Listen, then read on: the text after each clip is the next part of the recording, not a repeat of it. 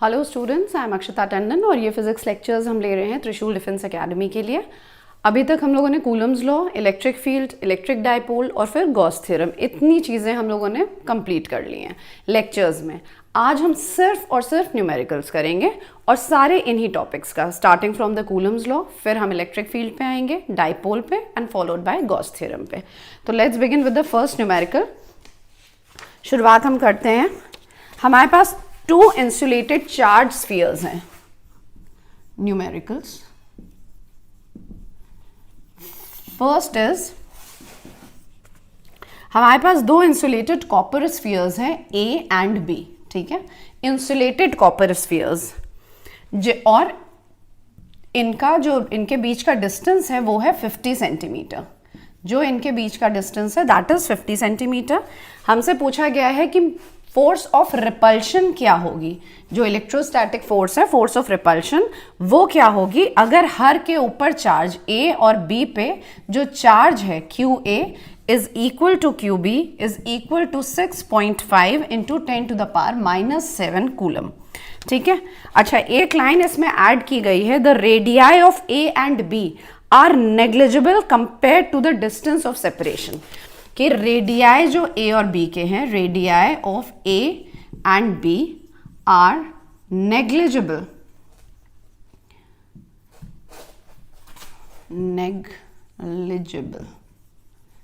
As compare to their distance of separation. ऐसी line अगर add की गई है तो हमारे न्यूमेरिकल पे इसका कोई फर्क नहीं पड़ने वाला है, बट हम क्यों इसको ले रहे हैं, इसको समझने के लिए कि radii of A and B are negligible as compare to their distance of separation. ये इसलिए लिखी जाती है लाइन टू डिनोट, तो इससे कभी कंफ्यूज मत होना। सिर्फ डिनोट ये क्या कर रहा है कि ए और बी के जो बीच का डिस्टेंस है वो बहुत ज्यादा है as compare to the radii. That means ये पॉइंट चार्जेस हैं। ये दोनों क्या है? पॉइंट चार्जेस हैं। अगर इनके बीच के डिस्टेंस के हिसाब से देखा जाए तो ये पॉइंट चार्जेस हैं। सिर्फ इस लाइन का ये मतलब है। Now they have asked to calculate the force of repulsion. Repulsion क्यों बोला? क्योंकि ये दोनों चार्जेस क्या है? पॉजिटिव हैं। तो सिंपली हमें क्या करना है? अपनी कूलम्स लॉ लगानी है। That is 1/4 pi epsilon not QA QB upon R² is equal to, ये क्वांटिटी कितनी होती है? 9 into 10 to the power 9 into QA QB equal है, तो it becomes 6.5 into 10 to the power -7 इसका whole square divided by 50 centimetre दे रखा है। तो फिर हम रिपीट करते हैं, जो कि हमने पहले भी रिपीट किया था, यूनिट कन्वर्जन याद रखना। तो इट बिकम्स 0.5 का स्क्वायर। इसका आंसर आता है 1.521 into 10 to the power -2 newton. कोई भी हम क्वेश्चन दें, पहले खुद सॉल्व करने की कोशिश करो, उसके बाद ही go on to the solution. तो ये बेसिक क्वेश्चन था, बिल्कुल starting of Coulomb's law, basic question जो कि डायरेक्टली उसकी इक्वेशन पे था। अब इसी क्वेश्चन को हम एक्सटेंड करते हैं। इंफॉर्मेशन यही रहेगी, यहां तक की इंफॉर्मेशन यही रहेगी। यहां से हम रब कर देते हैं, कॉपी कर लिया होगा। सिंपल, अभी हमसे बस पूछा गया था कि इनके बीच की फोर्स ऑफ रिपल्शन क्या है। इसी क्वेश्चन को इन्होंने एक्सटेंड किया और इन्होंने हमसे कहा कि एक थर्ड चार्ज लाए हुए। What is the force of repulsion if each sphere is charged? अच्छा, ओके, बीच में एक और दूसरा क्वेश्चन है कि what is the force of repulsion if each sphere is charged double the above amount and distance is halved? Force of repulsion क्या हो जाएगी, क्या चेंज आएगा फोर्स ऑफ रिपल्शन में अगर हम चार्ज को, दोनों जो स्फीयर हैं उनके चार्जेस को डबल कर दें और उनके बीच का जो डिस्टेंस है उसे आधा कर दें, हाफ कर दें, तब हमारे फोर्स ऑफ रिपल्शन में क्या चेंज आएगी। ये ए पार्ट था जो हमने पहले किया। Now this is the B part, कि फोर्स ऑफ रिपल्शन कैसे चेंज होगा अगर चार्ज का जो क्वांटिटी है वो डबल हो गई, डिस्टेंस हाफ हो गया। सिंपली तुरंत कैलकुलेट मत करो, डायरेक्टली पुट करो इसको। 1/4 pi epsilon not QA QB equal था, दोनों चार्ज डबल हो गए, तो 2QA into 2QB upon R²। R², अब डिस्टेंस क्या है? हाफ हुआ है, R/2 का स्क्वायर। इससे हमें क्या मिला? ये रहा हमारा 4 pi epsilon not QA Q B into 2 into 2 is 4 divided by R square, 2 2 ज़ा 4 जो कि ऊपर चला जाएगा, दिस बिकम्स 16 इंटू, ये तो हम पहले ही क्वांटिटी कैलकुलेट कर चुके थे, ये क्वांटिटी हम लोगों ने इस फर्स्ट ए पार्ट के लिए कैलकुलेट की थी, तो दिस बिकम्स 16 इंटू, हमने क्या कैलकुलेट किया था पहले पार्ट के लिए, 1.521 into 10 to the power -2 newton. ये हो जाएगा हमारा नया answer, it is equal to 0.2434 newton. ये हो गया हमारा आंसर। तो ये हो गया इसका बी पार्ट। ठीक है, कुछ नहीं किया, डिस्चार्ज का अमाउंट जो है वो डबल किया है और जो उसके बीच का डिस्टेंस है उसको हाफ कर दिया है। फिर हमसे पूछा गया था कि क्या हो जाएगा फोर्स ऑफ, नया फोर्स ऑफ रिपल्शन। अब इसी का हम थर्ड पार्ट लेते हैं। Let's take the third part. Again ये इंफॉर्मेशन सेम रहेगी। अब थर्ड पार्ट लेते हैं। Let's take the B C part. It says कि अगर अब दोनों स्फीयर्स जो हैं वो आइडेंटिकल साइज के हैं और एक थर्ड स्फीयर सेम साइज का पर अनचार्ज्ड, अब एक थर्ड स्फीयर आया same size as A and B, A और बी भी सेम साइज के हैं, अनचार्ज्ड है ये, और थर्ड स्फीयर की दूसरी क्या है, इट इज अनचार्ज्ड। पहले इसको हमने क्या किया, इसको पहले कांटेक्ट विद ए किया, ये थर्ड चार्ज जो सपोज इसे सी मान लो, थर्ड स्फीयर को सी मान लो, तो ये कांटेक्ट विद ए आया, उसके बाद इसे कांटेक्ट किया हम लोगों ने बी से। ठीक है, is first brought into contact with the first sphere, then brought into contact with the second sphere and finally removed, फिर उसको हमने हटा दिया। अब हमसे पूछा जा रहा है कि फोर्स ऑफ रिपल्शन इन दोनों के बीच में क्या होगी। क्वेश्चन समझो। सी पार्ट, थर्ड स्फीयर हम लाए जो कि सेम साइज का है ए और बी के बराबर, ए और बी भी सेम साइज के हैं, मतलब बेसिकली ए बी सी तीनों स्फीयर सेम साइज के हैं। जो सी चार्ज स्फीयर हम लाए हैं वो अनचार्ज्ड है, मतलब उस पर कोई चार्ज नहीं है, it has no charge in it. And last point कि पहले उसको हमने कांटेक्ट किया ए से, फिर हमने उसे कांटेक्ट किया बी से, और फिर हमने उसको रिमूव कर दिया। अब हमें फोर्स ऑफ रिपल्शन बतानी है ए और बी के बीच में। जब हमने कांटेक्ट किया ए से, सबसे पहले कांटेक्ट किया ए से, ए पे क्या चार्ज था ऑलरेडी, ये जैसे ही अनचार्ज स्फीयर उसके कांटेक्ट में आएगा तो क्या होगा, चार्जेस डिवाइड हो जाएंगे दोनों में। That is now Q A is equal to Q C is equal to 6.5 into 10 to the power -7 divided by 2। ये हो जाएगा, मतलब हो गया क्या, 3.25 into 10 to the power -7 coulomb. अब ये charge Q A and Q C हो गया है। ठीक, अब ये वाला चार्ज लेकर, क्यू सी पे भी यही चार्ज है, ये वाला चार्ज लेकर जो थर्ड स्फीयर है वो आया कांटेक्ट में बी के। अब क्या हुआ, Q C is equal to Q B. देखो चार्ज हमेशा इक्वल साइज का क्योंकि था ये, तो क्या हो रहा है, जैसे ये कांटेक्ट में आएंगे ये तुरंत हाफ हाफ में डिवाइड हो जाएंगे, हाफ हाफ में। तो Q C into Q C is equal to Q B is equal to, B में अभी भी चार्ज कितना है, जब तक वो कांटेक्ट में नहीं आया है तब तक तो बी में चार्ज ये है, तो क्या हो जाएगा 6.5 into 10 to the power -7 plus C पे कितना चार्ज है 3.25 into 10 to the power -7 divided by 2 and this is equal to 4.875 into 10 to the power -7।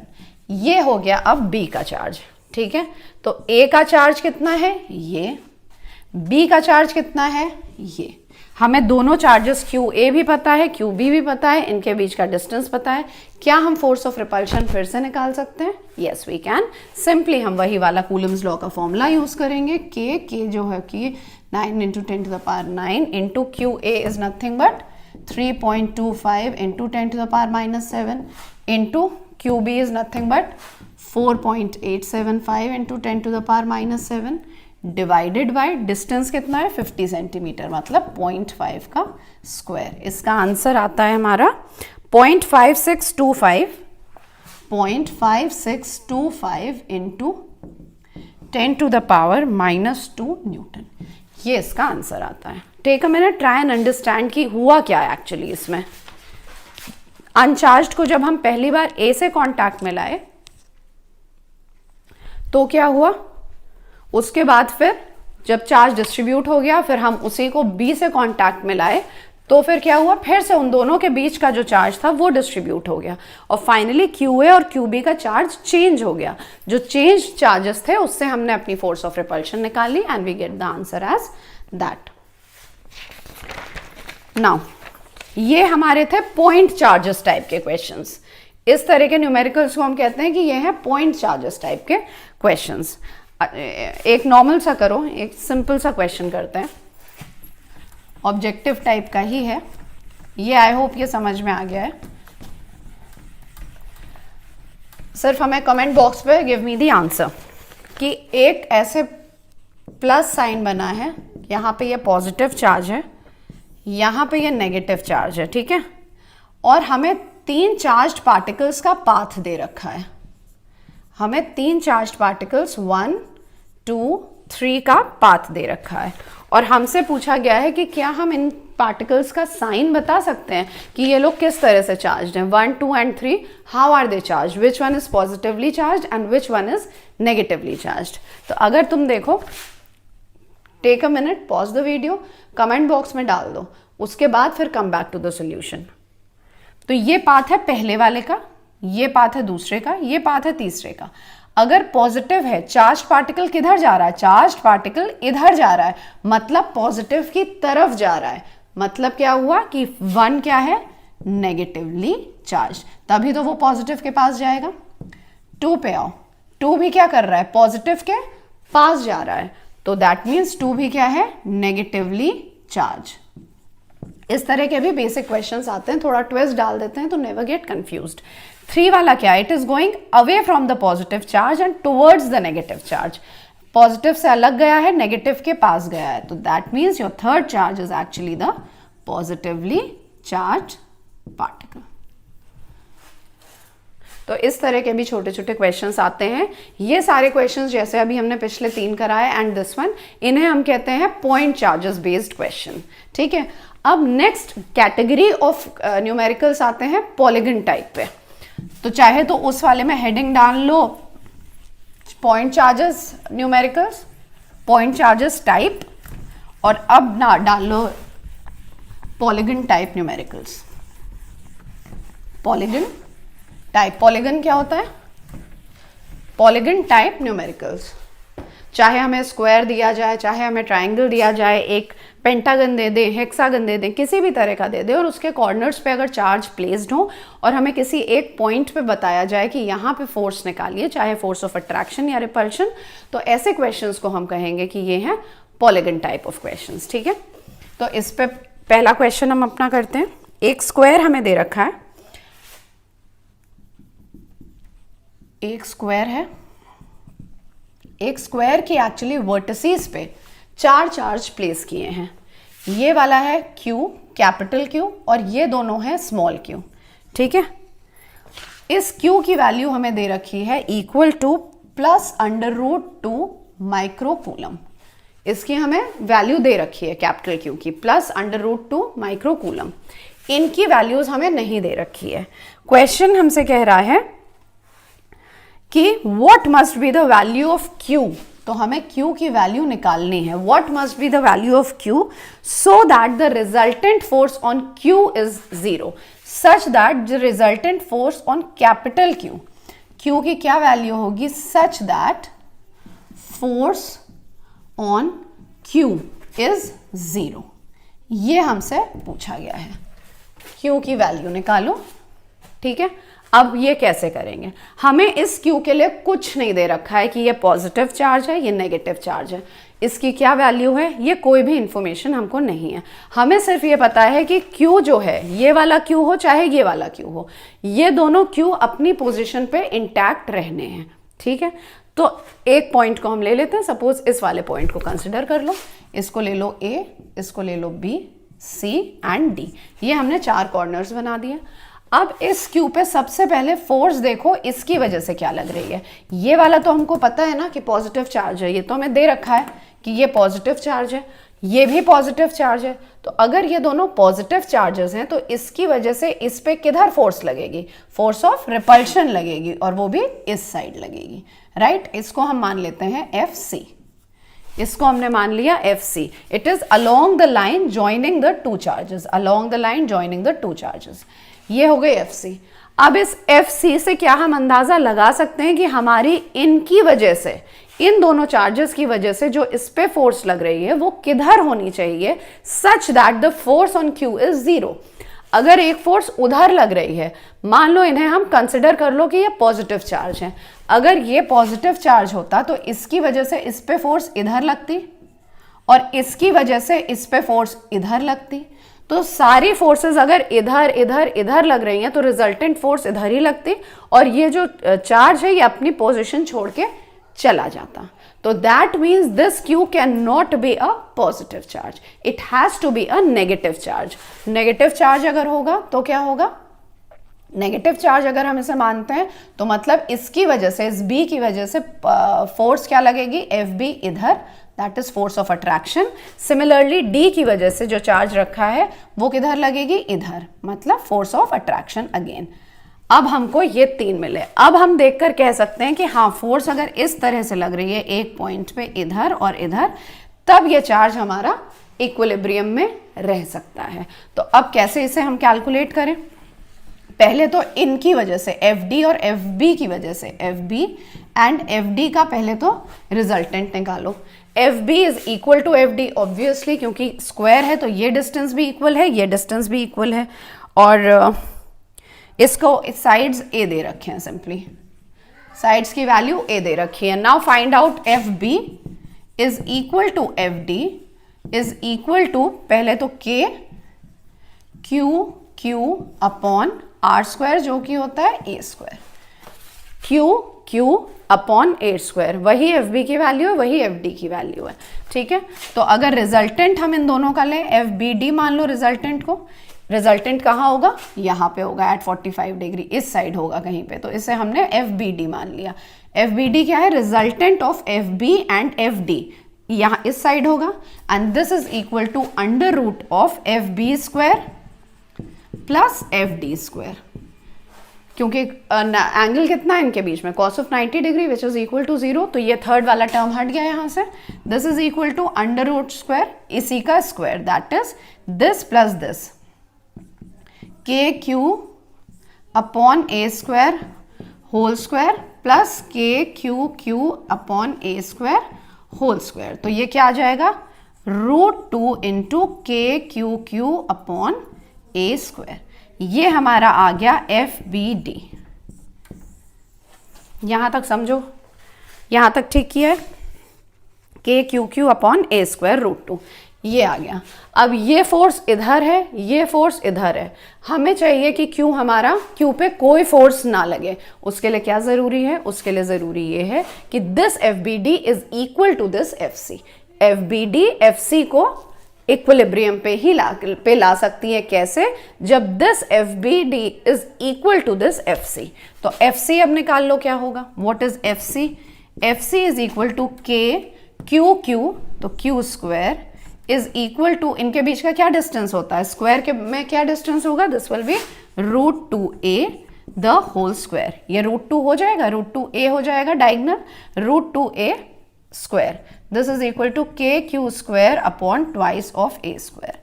तो for Q to remain in equilibrium, this FC should be equal to this FBD।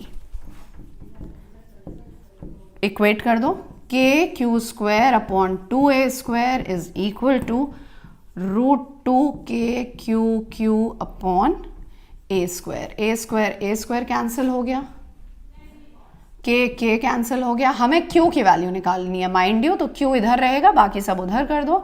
तो this Q is equal to Q upon 2√2 and this is your answer minus के साथ, this will have a minus sign.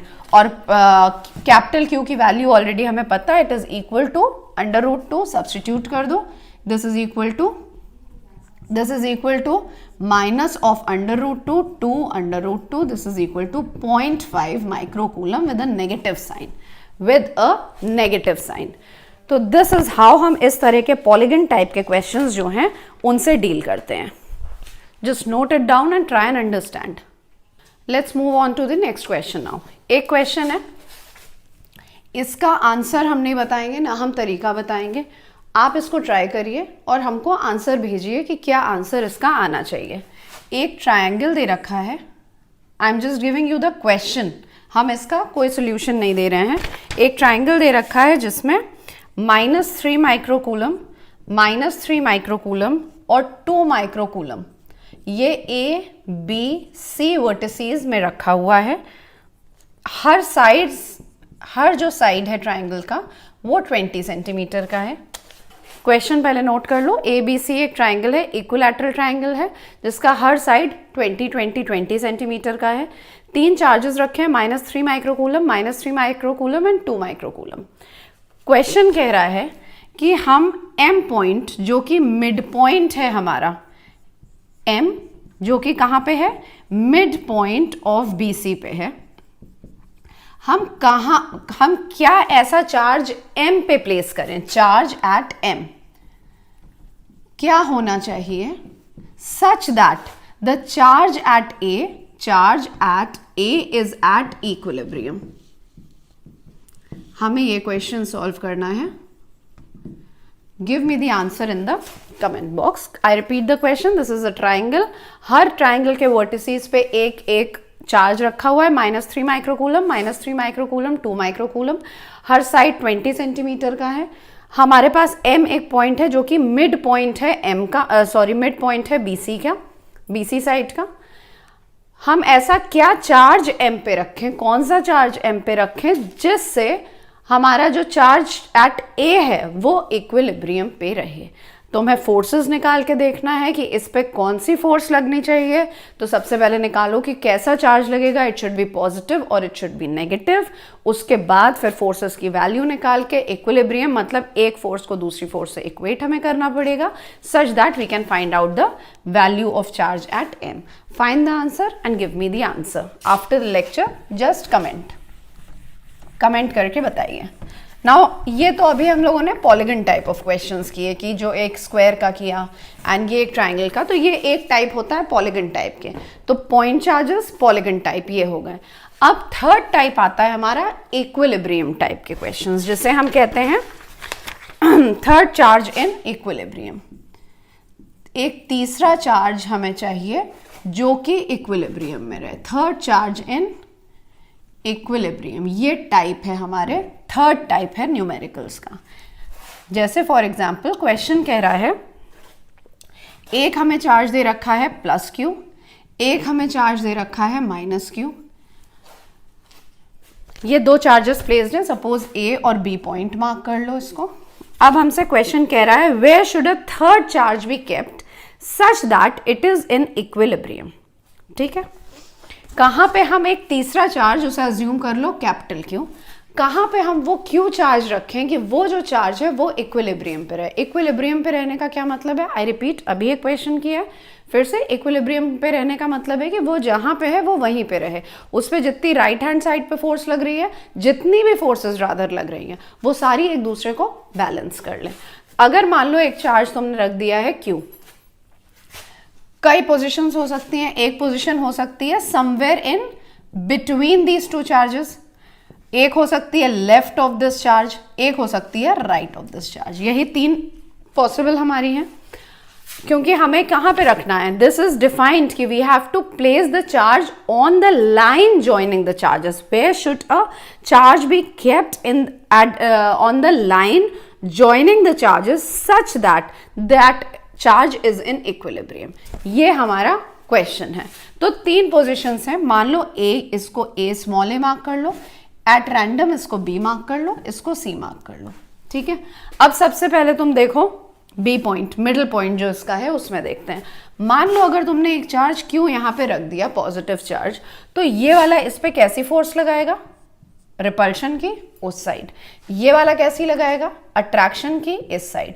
तो ये charge क्या करेगा, इस side move कर जाएगा। That means it can not be in equilibrium. ये कहीं पे भी बीच में हम रख देंगे इस चार्ज को, it will not remain in equilibrium. तो ये वाला क्वेश्चन हट जाता है ना, ये पोजिशन खत्म। अब हमारी आती है इधर के साइड की पोजिशन। ये हम देख रहे हैं प्लस क्यू यहाँ पे है, ये चार्ज इधर लगाएंगे फोर्स, ये वाला इधर लगाएगी force. Yes, this can be a position. And similarly on this side ये वाला इधर लगाएगी और ये वाले चार्ज की ए की वजह से इधर लगेगी force. So this side also they can be a position. तो अब आप ये सॉल्व करिएगा, ये पोजिशन का हम करके दिखाते हैं और इसकी एक बहुत ही अच्छी शॉर्ट ट्रिक होती है जो कि हम फिर लास्ट में डिस्कस करेंगे। इसके यहाँ पे मान लो take this distance as x, ये डिस्टेंस हमने ले लिया x और इसका डिस्टेंस हाँ कैपिटल L दे रखा है, capital L which is a fix distance दे रखा है। हमको निकालना है, यहाँ पे हमने Q रख दिया, let us place Q over here. अब बताओ कि इक्विलिब्रियम पे है तो सबसे पहले इस पे जो A की वजह से फोर्स लग रही है इस चार्ज पे, FA उसे मान लो, जो कि किस डायरेक्शन में है, इस डायरेक्शन में है। FA is on this direction. तो FA is equal to K QQ upon distance क्या लिया है, x स्क्वायर। अब इसकी वजह से किधर लग रही है, FB is on this side, तो FB निकाल लो। FB is equal to KQ into 9Q। Minus हम कंसिडर नहीं कर रहे हैं, माइनस क्यों नहीं कर रहे हैं, क्योंकि अब हमने फोर्स का डायरेक्शन को कंसिडर कर लिया है, दोनों चीज नहीं कंसिडर कर सकते ना। KQ 9 इधर लिख दिया, Q अपॉन डिस्टेंस क्या है, x प्लस L, तो L प्लस x का square. Now since this charge Q is at equilibrium, मतलब जो इस साइड इस पे फोर्स लगे वही फोर्स इस पे इस साइड लगे, तो we can what we can do is FA equal to FB हमने कर दिया। This implies KQQ upon x square is equal to 9KQQ upon L plus x का होल स्क्वायर। KQQ ये कैंसिल हो गया। अब हमारे पास क्या है, L plus x upon x का whole square is equal to 9। इसको हम क्या लिख सकते हैं, L plus x upon x is equal to 3, L is equal to 2x. This implies x is equal to L by 2. X is equal to L by 2. This is the answer. -3, हाँ obviously ये square है, under root लेंगे तो plus -3 answer आएगा। अगर हम यहाँ पे -3 रखते हैं तो लेंथ किस में आएगी, नेगेटिव में आएगी। तो can a length be negative? No, it can not be. तो इस वजह से हम -3 यहाँ पे ना रख के सिर्फ और सिर्फ +3 वाला यूज करेंगे। सो x कहाँ पे हम रखें, L by 2 डिस्टेंस पे यहाँ से रख दें, जितना ये L है उसके हाफ पे हम अगर यहाँ इस साइड पे रख दें तो हमारा चार्ज किस पे रहेगा, इक्विलिब्रियम पे रहेगा। इसका फॉर्मूला क्या होता है, इसका formula is x is equal to √Q1 √Q2 minus √Q1 the whole into L। अगर इस तरह का कभी भी क्वेश्चन आता है जिसमें इंपॉर्टेंट थिंग इज जिसमें ऑपोजिट चार्जेस हैं हमारे, वी हैव ऑपोजिट चार्जेस, और हम बीच में नहीं रख रहे हैं अपना जो थर्ड चार्ज है जिसे हमें इक्विलिब्रियम में रखना है, हम बाहर की तरफ चार्ज रख रहे हैं, तब ये फॉर्मूला यूज होता है। When the charges are opposite in nature, तब वो फॉर्मूला यूज होता है। इसमें अगर हम रख के, अच्छा Q1 क्या है, Q1 is the smaller of the two charges, Q1 is the smaller of the two charges, जो छोटा वाला चार्ज होगा उसके बराबर होगा। रख के देख लो, Q1 क्या है, छोटा charge, that is Q upon √Q2 √9Q minus, ये भी अंडर रूट है sorry, minus Q the whole into L। आ रहा है ये √Q upon 3 √Q minus Q 1 upon 3 - 1 is 2 L by 2। इसका आंसर भी आएगा L by 2। तो ये एक शॉर्ट ट्रिक होती है जब भी हमें इस तरह के क्वेश्चन सॉल्व करने हो जिसमें ऑपोजिट चार्जेस रखें और हमें एक third charge, positive charge place करना है, कि हम वो कहाँ पे प्लेस करेंगे, तो उसके डिस्टेंस निकालने के लिए this is the equation which we use.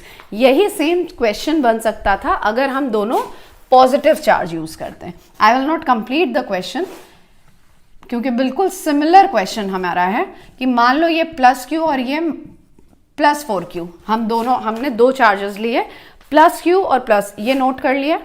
L/2 answer आ रहा है, कैसे आ रहा है, FA और FB को हमने इक्वेट कर दिया और हमें x की वैल्यू मिल गई capital L/2। I rub this. अब सेम क्वेश्चन में अगर हमने दोनों पॉजिटिव चार्जेस मान लो रख दिए, दोनों पॉजिटिव चार्जेस हमने रख दिए और फिर से हमें तीन पोजीशंस है हमारे पास, A, B और C। अब फिर से देखो कि कहां पे इक्विलिब्रियम में आएगा, पेयर विद दिस ABC, तीन पोजीशंस हमने ले ली।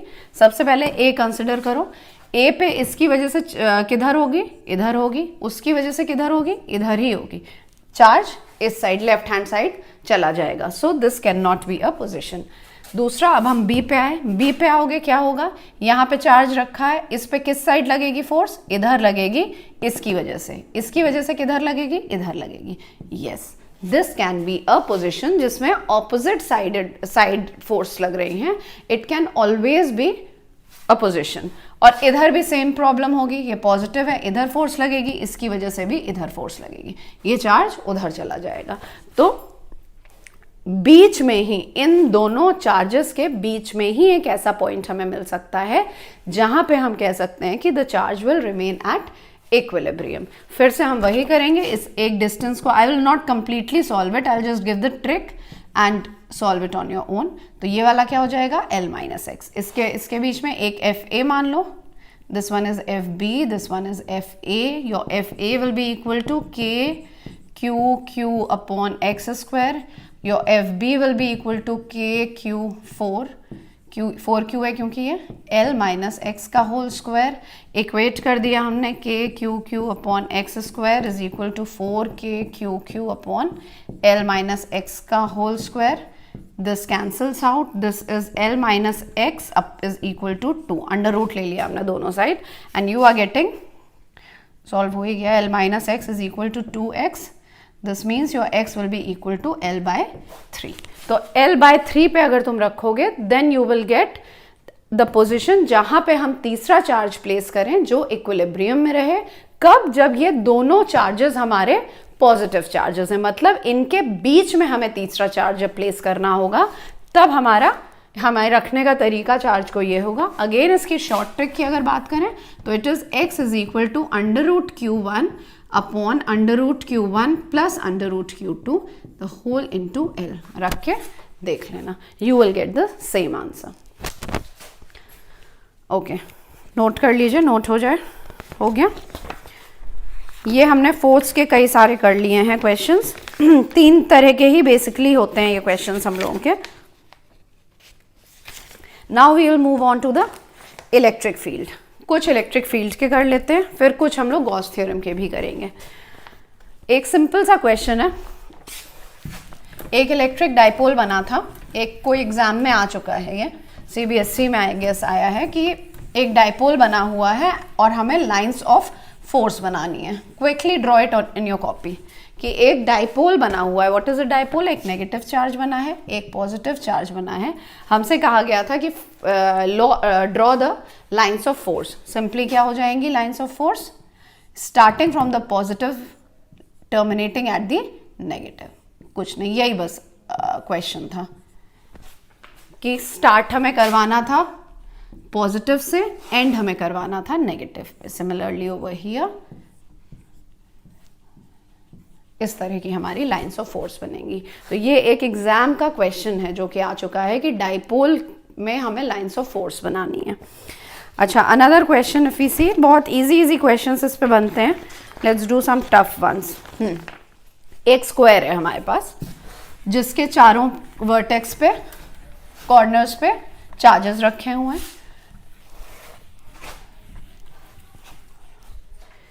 ये हमारा स्क्वायर है, इसके कॉर्नर्स पे चार्ज रखे हुए हैं हमारे +Q and +Q। All 4 charges are equal to +Q। इसका वो ले लो, ABCD ले लो, ABC and D।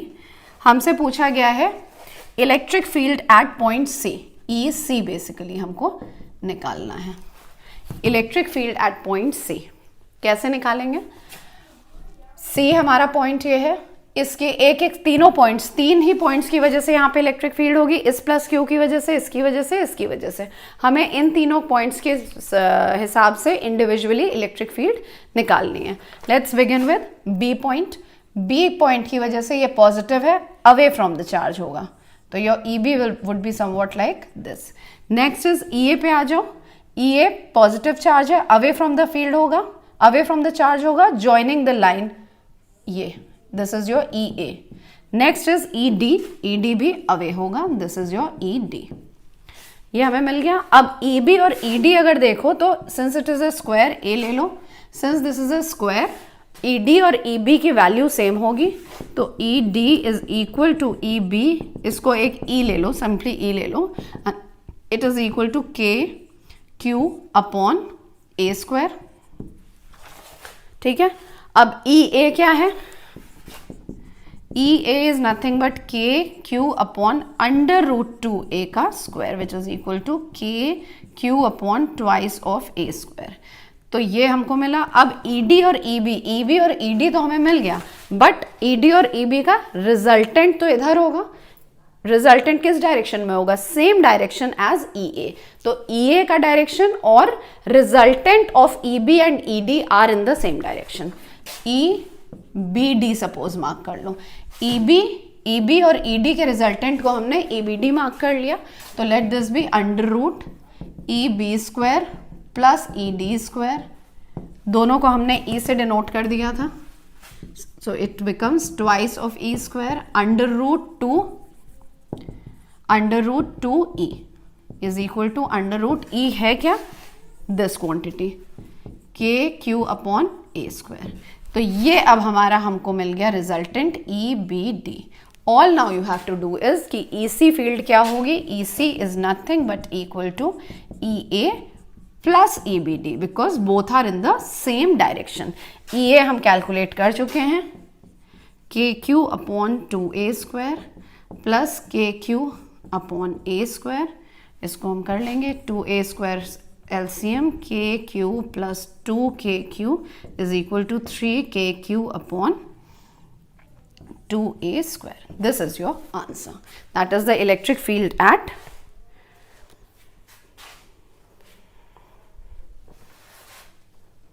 EBD. Sorry, it's not 2 ना, EBD is root 2. Sorry, it's root 2.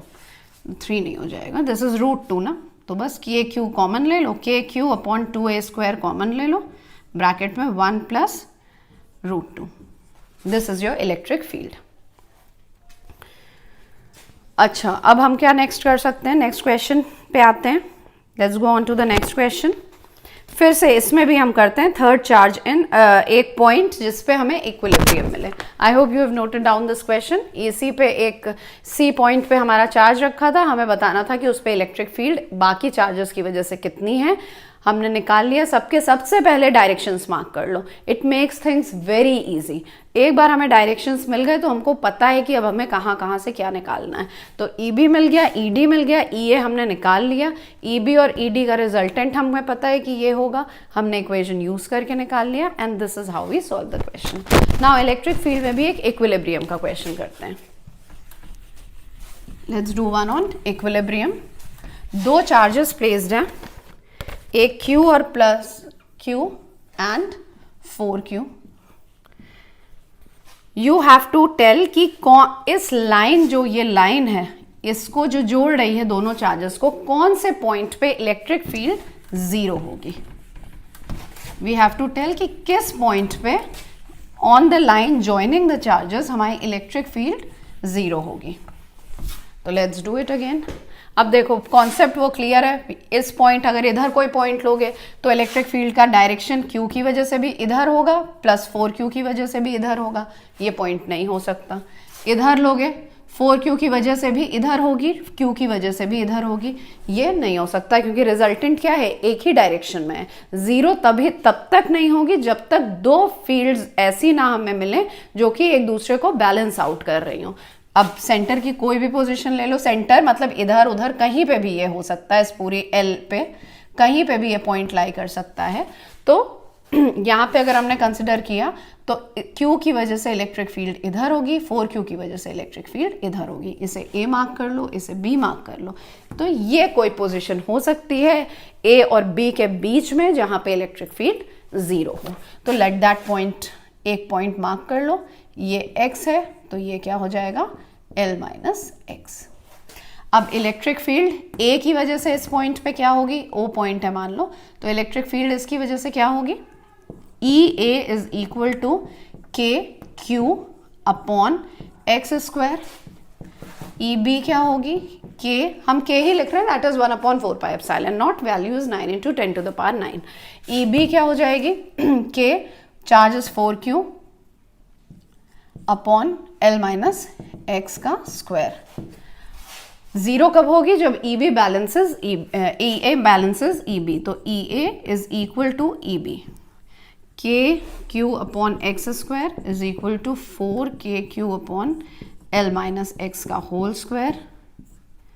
L minus x upon x is equal to 2, तो L is equal to 3x, L is equal to L/3। Same formula जो short trick हम लोगों ने की थी वो हम इस पे भी अप्लाई कर सकते हैं, √Q1 upon √Q1 plus √Q2 the whole into L। Same चीज इस पे भी हमारी अप्लाई हो सकती है। तो ये पॉलीगन टाइप का भी एक क्वेश्चन हो गया। उसी तरह से हम इसलिए एक एक क्वेश्चन कर रहे हैं क्योंकि यही तरह के क्वेश्चंस कोई भी पॉलीगन होगा, वही चीज ट्रायंगल अगर हम ले लेते हैं इलेक्ट्रिक फील्ड के लिए भी एक ट्रायंगल ले लेते हैं, मान लो I guess we have done this in the class also, B और C। तो हमें कुछ भी, हमें बस एक बार अगर पता है कि पॉजिटिव चार्ज की इलेक्ट्रिक फील्ड किस डायरेक्शन में होती है और नेगेटिव की किस डायरेक्शन में होती है, तो it is always very simple कि हम किसी भी पॉइंट पे रिजल्टेंट B पे हमसे अगर कहा जाता और ये प्लस है, ये प्लस है और ये प्लस चार्ज रखा है, तो B पे क्या होता है, इसकी वजह से अवे, इसकी वजह से away, all we had to find out was कि एक रिजल्टेंट, तो EA square plus EC square plus twice of EA EC cos of 60 degree. तुम लोगों के लेवल पे ऑलवेज इक्विलैटरल ट्रायंगल ही जनरली पूछा जाएगा, या फिर एंगल्स मार्क्ड होंगे तो भी चीज़ें इजी हो जाएंगी। ये हमें एंगल पता है तो we can always find out this angle. तो इसलिए पॉलीगन टाइप में यही इसी तरह के आने हैं, इक्विलिब्रियम टाइप में इसी तरह के आने हैं। इसमें हमें खुद समझना, अगर हमें डायरेक्शन क्लियर है कि किस चीज़ का डायरेक्शन, कौन से चार्ज का किधर डायरेक्शन होगा, तो हमें हर पॉइंट को जज करना पड़ेगा कि हाँ किस पे होगा। एक दिमाग में बना लो कि ऑपोजिट चार्जेस अगर रखे हैं तो उनके बीच में हम तीसरा पॉजिटिव चार्ज नहीं रख सकते हैं, और अगर सिमिलर टाइप ऑफ चार्जेस रखे हैं तो उनके बीच में ही वो हम तीसरा चार्ज रखेंगे कि वो इक्विलिब्रियम पे हो। That's why I am making you do single question at a time, ठीक है। नाउ नेक्स्ट एक लेते हैं हम लोग सिंपल सा डाइपोल का क्वेश्चन।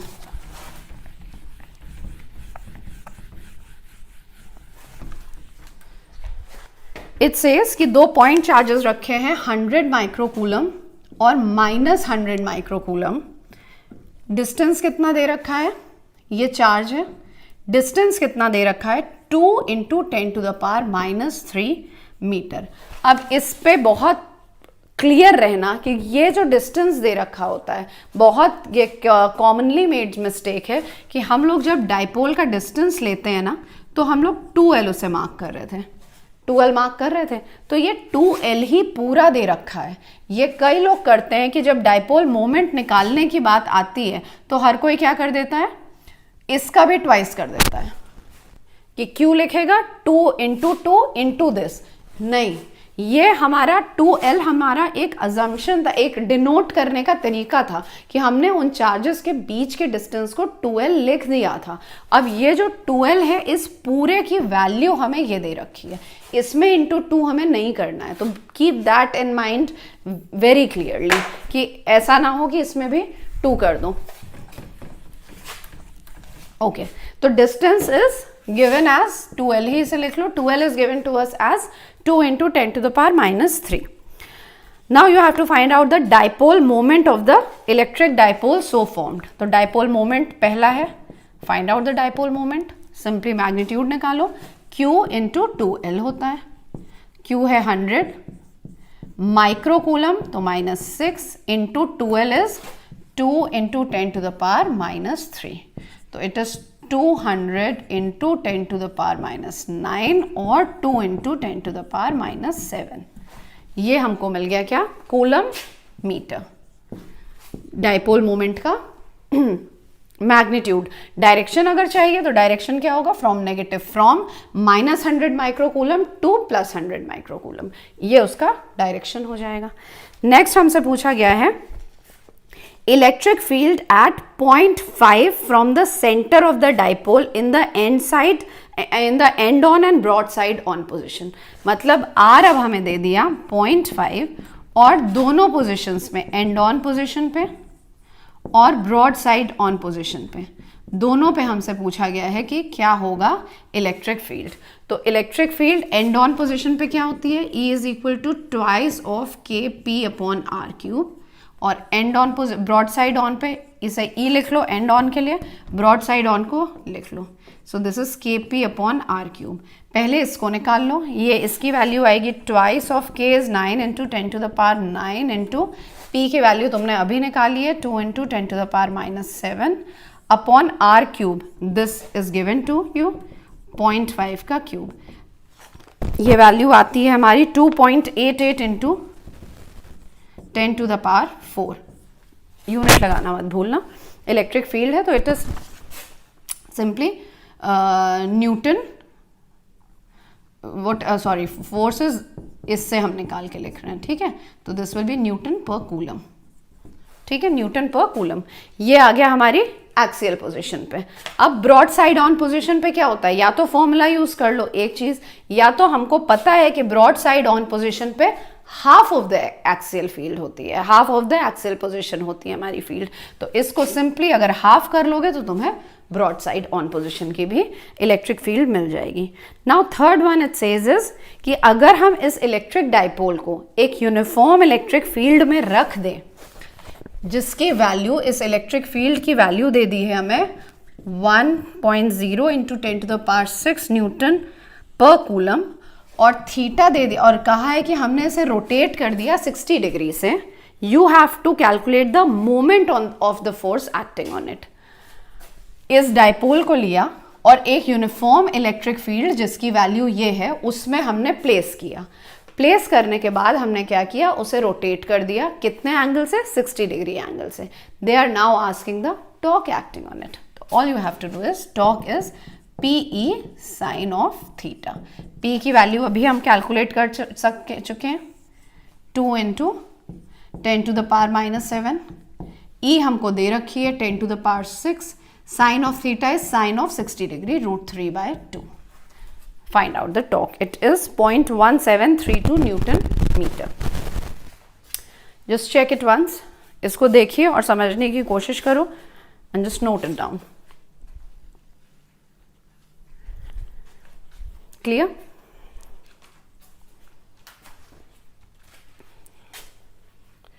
Okay, fine.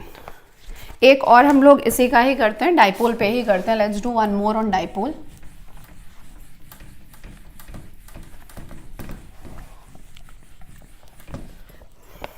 थोड़ा समझने वाला क्वेश्चन है। इट सेज एक सर्टेन रीजन ऑफ स्पेस है जिसपे electric field along the Z direction है थ्रू आउट। इलेक्ट्रिक फील्ड जो है वो कहाँ है? Along the Z direction. Magnitude of electric field constant नहीं है। The magnitude of electric field is not constant but increases uniformly in the plus z direction. ये uniform नहीं है, ये क्या है? इट इज इंक्रीजिंग कहाँ? प्लस जेड डायरेक्शन पे, ठीक है। At the rate of 10 to the power 5 newton per metre. Rate दे रखा है, this is the rate given per metre. Electric field plus electric field uniform ना होकर it is increasing at the rate of 10 to the power 5 newton per coulomb per metre. किस direction में? Plus z direction में। अभी तक clear है? Now what are the force and torque experienced? हमें क्या क्या निकालना है? We have to find out the force and torque. Force and torque experienced by a system having a total dipole moment. अब टोटल तुम्हें dipole moment दे रखा है 10⁻⁻7 सेंटीमीटर। कहाँ पे है? माइनस z डायरेक्शन में। What are the force and torque experienced by a system having a total dipole moment equal to 10⁻⁻7 centimeter in the negative z direction? अब हमको ये निकालना है। Try and find out. Per coulomb होगा obviously। See, dE by dz is given to you as dE by dz is given somewhere 10⁻⁵ Newton per metre. ठीक है, यहाँ तक ठीक है। नेक्स्ट pz हमें क्या दे रखा है? pz हमें दे रखा है 10⁻⁻7। ये हमें pz की वैल्यू दे रखी है। फोर्स क्या होता है? What is force? Force is q into E. तो यहाँ पे dE की बात हो रही है, dE है हमारे पास। तो क्या हम इसको लिख सकते हैं इस तरह से? Can we write it like this? Instead of writing dE को ऊपर नीचे हमने dz से मल्टीप्लाई कर दिया। अब तुम अगर ये देखो तो q dz ले लो, q इंटू dz और dE अपॉन dz, ये टर्म साथ कर दिया। ये क्या है? This is nothing but the dipole moment given to you and the value is given to us as 10⁻⁻, this is coulomb metre, centimetre कह रहे थे। This is equal to 10⁻⁻7 into dE by dz is 10⁵. This is equal to 10⁻⁻2 newton. उसके बाद next हमसे पूछा क्या गया है? Torque experienced by the system. Torque experienced by the system. Force तो हमने निकाल लिया, कैसे निकली है ये force? Shall I repeat it? थोड़ा सा ट्रिकी है, अगेन आई एक्सप्लेन इट। एक इलेक्ट्रिक फील्ड दे रखी है, किस डायरेक्शन में? हमें दे रखी है प्लस z डायरेक्शन में, जो कि यूनिफॉर्म नहीं है। It is increasing at the rate of 10⁵ Newton per coulomb per metre. ये रेट दे रखा है। रेट देने का मतलब क्या हुआ? dE by dz दे रखा है equal to 10⁵ newton coulomb per metre. ठीक है, ये हमें दे रखा है। नाउ दे हैव सेड कि डाइपोल मोमेंट भी उन्होंने दे दिया है, बट डाइपोल मोमेंट किधर दिया है? माइनस z डायरेक्शन में, और उसकी वैल्यू दे रखी है 10⁻⁻7 कूलम मीटर। ठीक है, ये हमको दे दी। अब हमसे कहा गया है कि फोर्स निकालिए। फोर्स का हमें फॉर्मूला पता है, QE होता है। अब यहाँ पे हमारे पास तो रेट है ना, हमारे पास तो रेट ऑफ इलेक्ट्रिक फील्ड है, तो हमने उसी को यूज़ किया। रेट ऑफ इलेक्ट्रिक फील्ड को हमने लिखा और हमने एक और dz मल्टीप्लाई कर दिया। ठीक है, Q इंटू dE होना चाहिए, तो Q into dE upon dz into dz कर दिया। Q और dz क्या है? Q dz क्या है? It's nothing but the dipole moment. It is nothing but the charge into the distance ही तो डाइपोल मोमेंट हो रहा है। तो अभी तो हम सिर्फ dz की बात कर रहे हैं, and for that dz corresponding electric field is dE और corresponding dipole moment will be q into dz। तो हमने करस्पॉन्डिंग डाइपोल मोमेंट लिख दिया, corresponding rate of electric field change लिख दिया। ये हमको 10⁻⁻2 मिल गया। अब हमसे दूसरी बात कही कि टॉर्क निकालिए, तो torque is nothing but PE sine theta. Theta क्या होगा? P की वैल्यू तो ठीक है हमको पता है, इट इज 10⁻⁻7।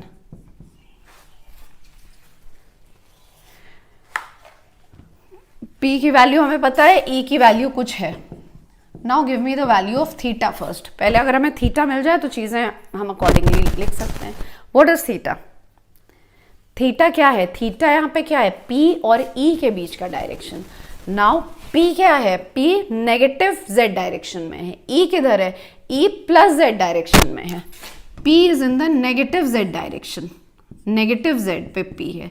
E किधर है? पॉजिटिव z डायरेक्शन पे है। तो इनके बीच का एंगल क्या होगा? 180 degree, which is equal to 0। तो straight away without any calculation you can say कि torque acting on this will be equal to 0। ठीक है, क्लियर?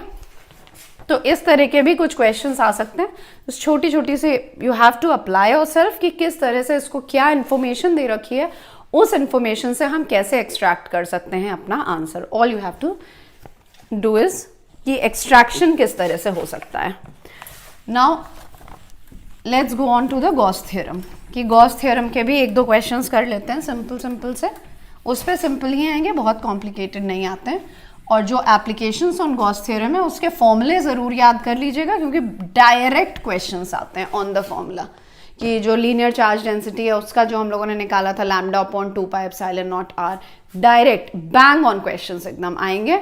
इसलिए वो हम इसलिए नहीं कर रहे बिकॉज सारी वैल्यूज दी होंगी. All you have to calculate is the electric field intensity, और इलेक्ट्रिक फील्ड इंटेंसिटी भी दे रखी होगी, चार्ज डेंसिटी निकालनी होगी या डिस्टेंस निकाल, एनीथिंग, बस बाकी सब इंफॉर्मेशन होगी. All you have to calculate is one of the parameters. तो बैंग ऑन एकदम ऑन द इक्वेशंस क्वेश्चंस आते हैं. तो they are easy, comparatively very easy.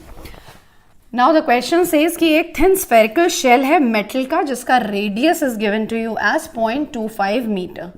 Thin spherical shell, जो एप्लीकेशन ऑफ गॉस थ्योरम किया था उसका लास्ट जो एप्लीकेशन था it was thin spherical shell. तो एक थिन स्फेरिकल शेल दे रखा है जिसका रेडियस हमको ये दे रखा है और जिसका चार्ज हमें दे रखा है 0.2 माइक्रोकूलम. हमें इलेक्ट्रिक फील्ड इंटेंसिटी निकालनी है किन किन पॉइंट्स पे? Inside the shell, then on the surface of the shell, on the surface of the shell, and third is at a point 3 meters away from the center of the shell, from the center. तो इन 3 points पे हमें electric field intensity निकालनी है. तो हम लोग ये कर चुके हैं कि inside the shell first part, inside the shell it will be equal to 0, क्योंकि अंदर शेल के there is no charge enclosed within that shell.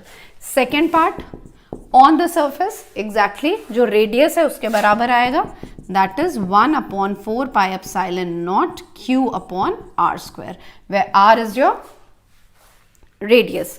तो ये हम कैलकुलेट कर लेंगे. Simply put the values, you will gate this as 2.88 into 10 to the power 4 Newton per coulomb. And last is at a point 3 meters away from the center. तो ये क्या आता था? Now the thin spherical shell behaves like a point charge. उस point के लिए जो कि 3 meter away है उसके लिए this shell behaves like a as if कि एक point charge placed कहाँ पे है? Center of the shell पे placed है. तो हमारी इलेक्ट्रिक फील्ड की इक्वेशन हो जाएगी Q upon R square and the value is 200 Newton per coulomb. Q की वैल्यू हमको पता है 0.2, 4 पाई इसकी वैल्यू हमें पता है 9 into 10 to the power 9. R इस केस में क्या होगा? R इस केस में क्या होगा? 3. R will be equal to 3. इस केस में R, ये कैपिटल R रखा है तो इसे कैपिटल कर दो. This is the radius 0.25. तो इस केस में R इज इक्वल टू 0.25, इस केस में R is equal to 3 metre. Just solve the question and you will get the answer. अच्छा, ये क्वेश्चन इज ऑल्सो, जो next question, just copy it down. Copy भी उतनी ज़रूरत नहीं है करने की because this is direct formula based. ये इनसाइड 0 होगा because there is no charge enclosed, on the surface एक होगा और एक आउटसाइड. ये 3 पॉइंट्स हम लोगों ने किए थे. तो जस्ट फॉर्मूला बेस्ड क्वेश्चन था ये भी. नाउ एक क्वेश्चन हमारा आया है, ये भी किसी एग्जाम में आया हुआ क्वेश्चन है. इट सेज कि draw graph showing the variation of electric field as one moves from the center of the charged metal ball to a point on its surface and then to a far off outside point. हमें बनाना है एक graph electric field versus the distance का, जो कि ये दिखाए कि हमारा जो थिन स्फेरिकल शेल जो हमने लिया है, थिन स्फेरिकल शेल लिया है, इसका हमको इलेक्ट्रिक फील्ड इंटेंसिटी का ग्राफ बनाना है. इलेक्ट्रिक फील्ड इंटेंसिटी का ग्राफ बनाना है डिस्टेंस के हिसाब से. स्टार्ट करना कहाँ से डिस्टेंस है? सेंटर ऑफ द शेल, फिर सरफेस तक जाना है और फिर to a point which is outside the shell. तो लेट्स ड्रॉ इट. ये मान लो पॉजिटिवली चार्ज शेल है. एक सेंटर इसका ये है, यही ग्राफ ले लो. ये E मान लो, ये R मान लो डिस्टेंस. अच्छा, अब हमें सेंटर पे बताओ क्या होगी इलेक्ट्रिक फील्ड इंटेंसिटी. सेंटर पे इलेक्ट्रिक फील्ड इंटेंसिटी इज 0, तो दिस विल रिमेन 0. कहाँ तक 0 रहेगी?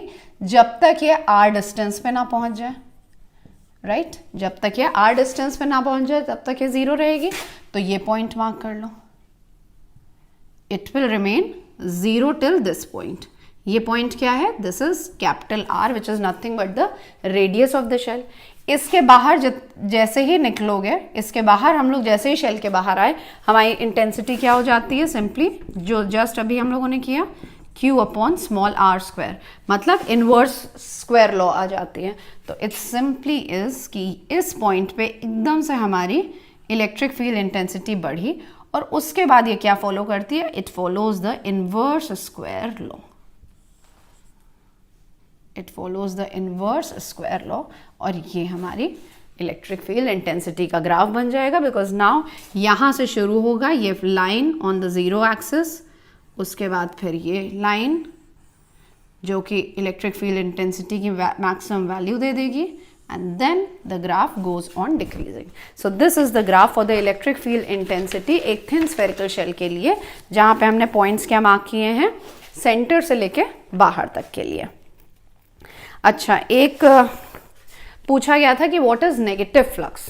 What is negative flux? Negative flux क्या होता है? जब लाइंस ऑफ फोर्स एंटर करती हैं एक सरफेस पे।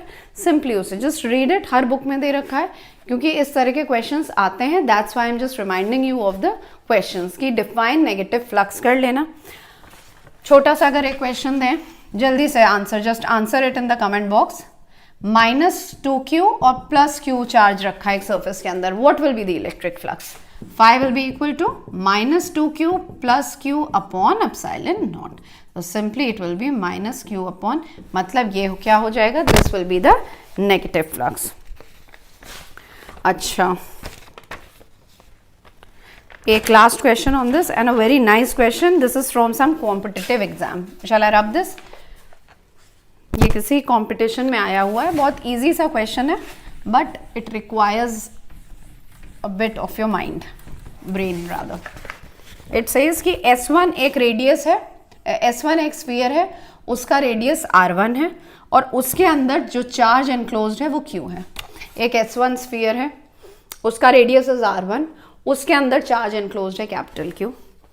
एक दूसरा कॉन्सेंट्रिक स्फीयर है S2, S2 कॉन्सेंट्रिक स्फीयर मतलब सेम सेंटर हैं दोनों के, और उसका रेडियस है R2 such that this R2 is greater than R1, और इसके अंदर चार्ज एनक्लोज्ड है 2Q।